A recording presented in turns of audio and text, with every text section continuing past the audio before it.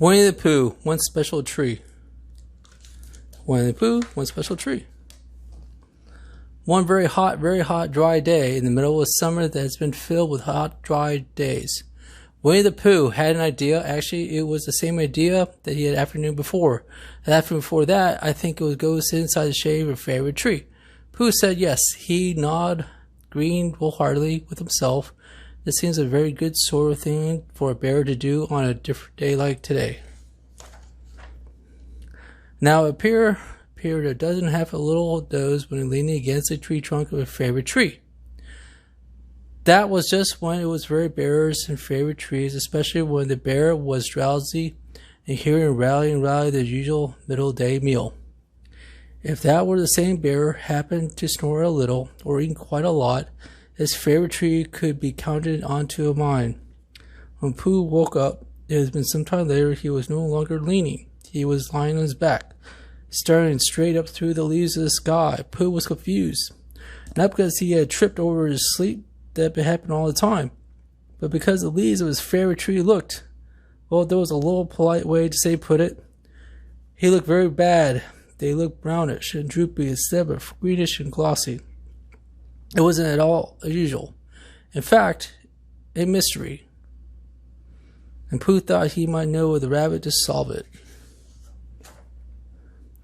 Rabbit was carrying his watering, came back and forth around the thirsty garden, and when Pooh arrived. I can't remember the last time it rained, Pooh said to Rabbit. You can't? Asked Pooh. No, said Rabbit.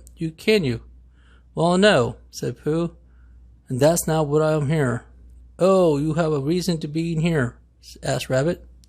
Pooh had to think quite a hard time a moment, but then he remembered, I'm here because I worried about my favorite tree. Rabbit went looking at the tree with Pooh. Rabbit walked around the trunk several times, muttering to himself. Then he went back up, squinting the tree with a distance. Finally, at Pooh's suggestion, Rabbit stretched out his back and gazing up the leaves. Pooh waited patiently. Just when it appeared the bear might doze off for a second time in a second afternoon, Rabbit spoke. This tree looks like vegetables. It looks like they don't get enough water, Rabbit said. Oh, perhaps we could give it some water, Pooh suggested. Yes. Look at the watering, and then looking at the enormous tree, but I think we're going to need some help. Pooh ran out, sat down, and find more friends to help with Pooh's favorite tree. He stopped at Owl's house first. I know the tree we're talking about, Owl said. I like to sit in the tip-top branches of the tall tree and watch the sunrise over 100-acre wood. It's a particular fine place about the bigness and the smallness of things. If the tree was glorious view, it needs our assistance, Owl said, rummaging around his closet to find a bucket. And if the tree also happens to be our favorite bear's favorite tree, well, therefore, all favorite positives according to that, I would know the honor to be doing whatever I can help.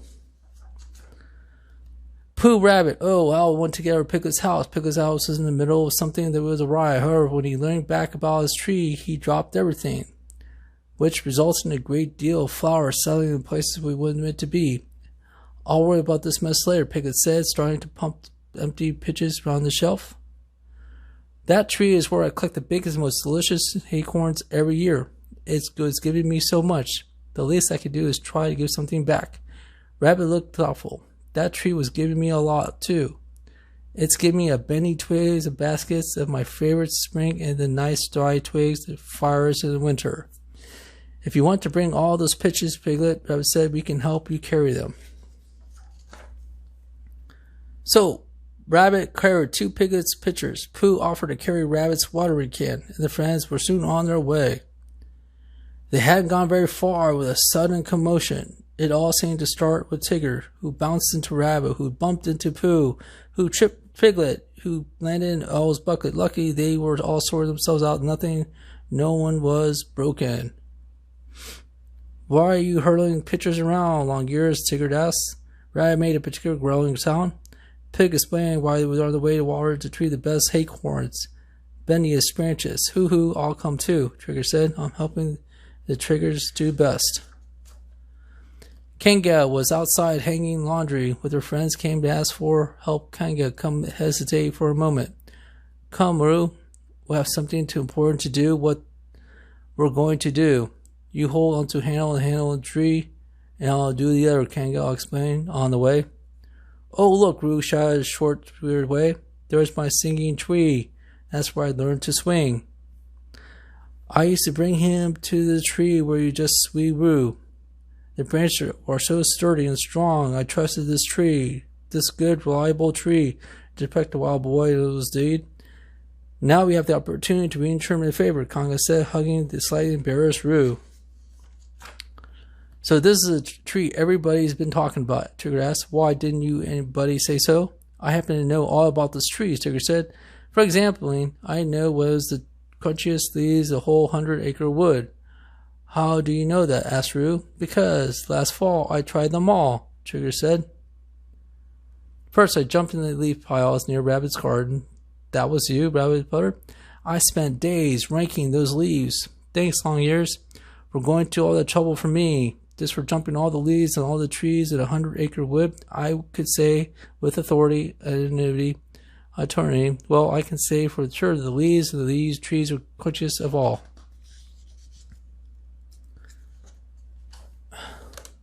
Just then, Eeyore arrived, who grasped, pulled, gulped, Eeyore. Piglet said brusquely, you seem so, this is just to know, we're all aware of that.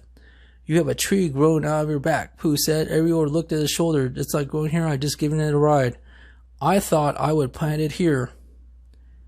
Pointing to the sunny spot next to the sweet-smelling blossom tree, every spring, the tree is covered with blossoms. It would make me feel nearly cheerful. When I saw the tree look sad, I wanted to cheer it up. So I brought a little tree to keep it company. Everyone feels better when they have a little company, Pooh said. Then Eeyore's friends all together helped him with the planted little tree. Now Rabbit firmly discussed his hands. It's time to water. Everyone, fill your buckets and pitchers and ichthys in the stream and carry them to the tree. Tigger borrowed one of the Piglet's pitchers, filled it to the brim, and spilled all of it when he took the first bounce. Pooh tripped on the tree root, soaked himself from head to foot. Roo fell into the stream trying to pull a full laundry tub into the bank. I have no idea, Kang said. The fish rode out the stream. Why don't we all do our best? Eeyore is quite strong, so he can pull the full containers out of the stream, she suggested. Eeyore squatted his shoulders proudly. The rest of us from the lime stream trees pass the water. Other Trigger Roo can be the last. When they are at the water, they bounce and spread it over around the trees. Soon, on that day, every hot day from then on, all friends came together and bought a special tree, and the sister named remembered the Pooh's favorite Woo swing. Sweet-smelling, old gorgeous Roo, pigs' fells, acorn, rabbits, brindis, branches, Tigger's crunchiest leaves, leaf. The very special tree soon began to look green and splendid green. The friends all watered the little keep-going tree, which grew taller and stronger every day. Then one day, something changed, and that something was the weather. The sky turned from blue to gray, and the wind began to blow. You're splashing us again, Tigger, Rabbit complained. I think the sky is splashing us, Pooh said, looking up just fine for a big round raindrop to land on his nose. The friends ran on top of the special tree. They stood together under the tree's big, sheltering branches, and they cheered for the rain and the trees each other. The next Sunday afternoon, when Pooh came to sit in the shade of his favorite tree, he found Roo sitting under the tree, kept company tree. Somehow the tree was big enough for all to sit under, Roo said. For now, but it was just right size for me. Roo stayed for a while, talked to Pooh about this, and then he hopped off and found something more lovely to do. Pooh settled back against his favorite tree. Above him, the branches, trees snuggled in his nest. Shy little animals peeked out from the safety of knotholes of the stunky trunk. Bees buzzed around their business and highly live. Winnie the Pooh started to snore softly. All is well with 100-acre wood.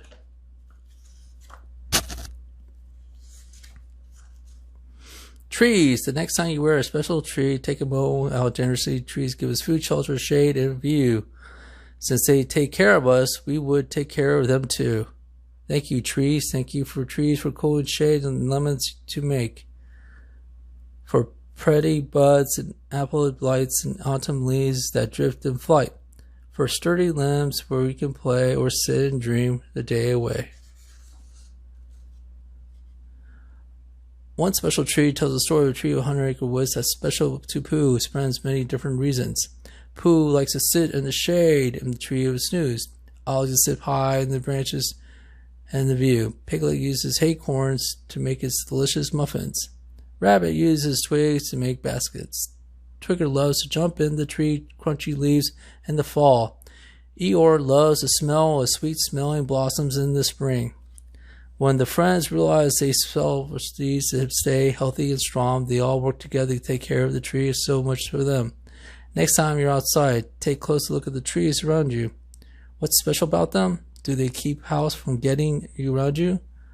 What's special about them? Do they keep you from house from getting too hot in the summer? Do they grow fruit as they eat? Do they provide shelter for birds and animals? Are they a glorious place to sit and dream? Maybe you can help take care of the tree that lives near you. You can even plant a new tree. Anyway, Ira did. Ask the grown-ups if there's a good place in the yard or local park to plant a tree. It might need some help from you to grow, but it will return generously if the tree can grow.